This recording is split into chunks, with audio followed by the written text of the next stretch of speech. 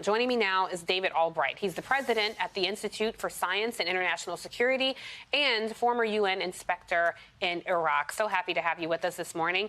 So I'm sure you know U.S. officials say that China's nuclear capability is advancing. Construction has resumed at North Korea's nuclear testing ground.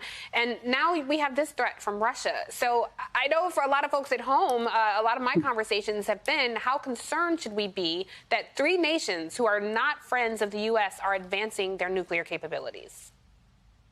I think we have to be very concerned. I mean, there's no reason to panic by any means. The United States still remains the strongest power in the world, both conventionally and with regard to nuclear weapons. And we have lots of allies who share our concerns. But I do think that the world has taken an ugly turn, and what's happening in Ukraine is going to determine things for many years to come. And a key part of that will be nuclear weapons and how countries think about nuclear weapons. I mean, the sad thing about this to me, because I lived through much of the Cold War, and I thought we were through that, is that Putin is deliberately testing the West, threatening the use of nuclear weapons, and also creating scenarios where he's trying to think of ways he could actually use, let's say, a small nuclear weapon against the West and make us, in a sense, stall or give in to some of his concessions if there was a Ukraine situation escalated, let's say, into Poland. So, and that's really quite scary, that to use nuclear weapons offensively like that is a new dynamic that maybe, well, I mean, I call it a new dynamic. It's an old dynamic that we thought we had turned our backs on. Yeah. It's terrifying. And I am old enough to remember hiding under my desk in school during bomb drills during the tail end of the Cold War. And this feels very terrifying. I want to ask you, because nuclear sites rely on outside electricity to keep critical safety systems running. But as you know, what happened this week, those links are fraying and responses are coming in about power lines being damaged. I want you to take a listen to what the Undersecretary General for the UN and High Representative for Disarmament Affairs, I want you to take a listen to his warning, and we'll talk about it on the other side. An accident involving nuclear facilities in Ukraine could have severe consequences for public health and environment, and all steps must be taken to avoid it. The possibility of an accident caused by failure to a reactor's power supply or the inability to provide regular maintenance is growing by the day. If it is growing by the day, what dangers do those down power lines pose at this nuclear facility?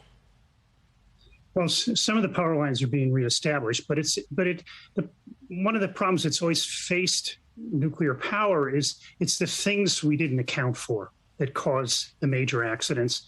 And here we have a new one, war.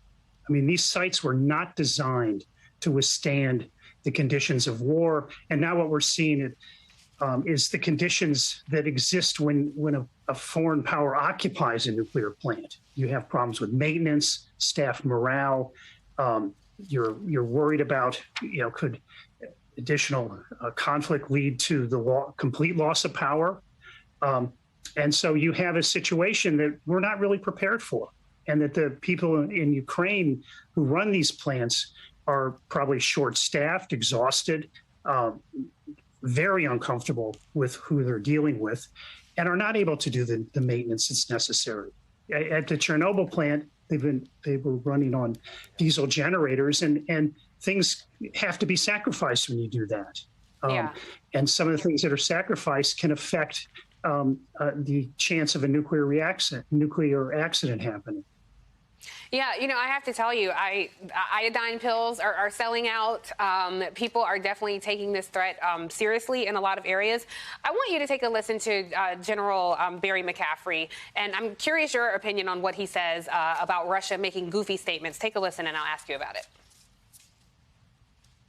If you don't know anything about nuclear weapons, you can make these goofy statements, but he knows full well that if the Russians employed nuclear weapons, tactical nuclear weapons inside Ukraine, a first strike in the United States, you can't win a nuclear conflict. Russia would be vaporized in the following 3 days. He's referencing, of course, Vladimir Putin. And I'm just curious, I'm coming up against a hard break, but curious from you, do you agree with that statement?